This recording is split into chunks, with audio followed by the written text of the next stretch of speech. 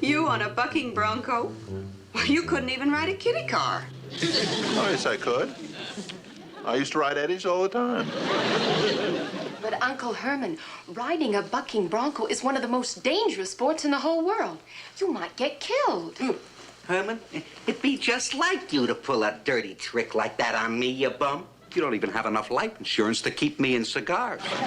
Golly, when Eddie first mentioned the idea of bronco busting to me, it sounded kind of like a fun thing.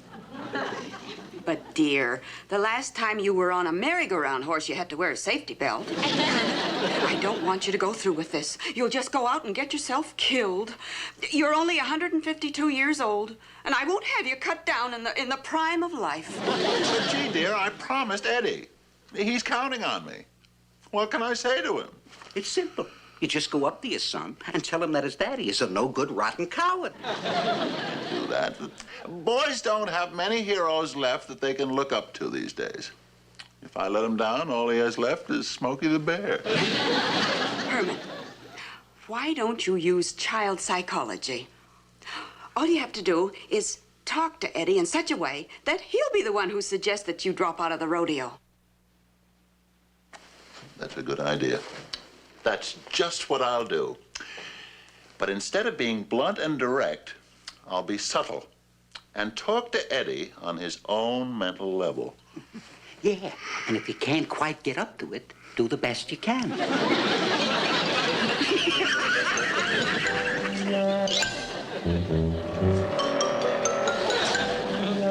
And once upon a time, in this big, big castle, there lived this very brave knight named Sir Herman the Great.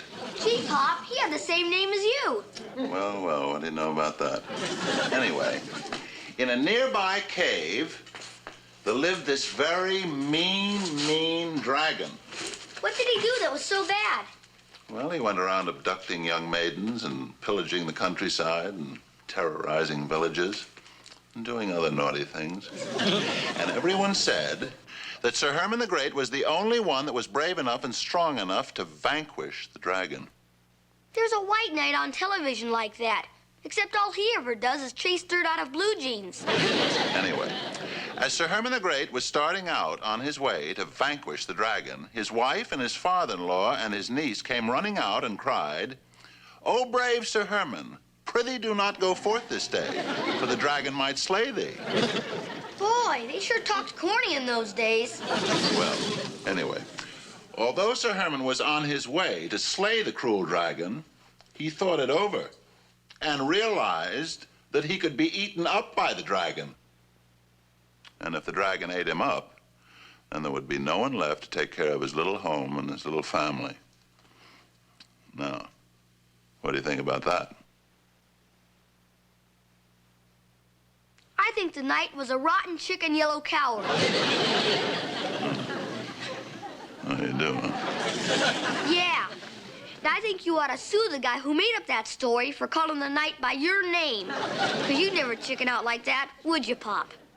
Oh, gadzooks, no. I bet tomorrow you'll be the bravest guy in the whole rodeo. Yeah, sure. Well, good night, son. Good night, Pop.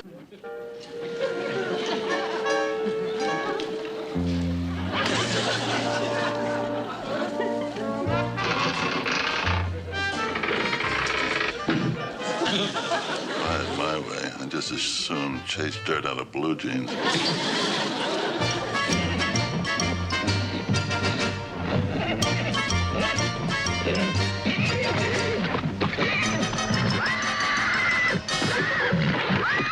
Hey, get a load of Volcano. He sure calmed down since yesterday.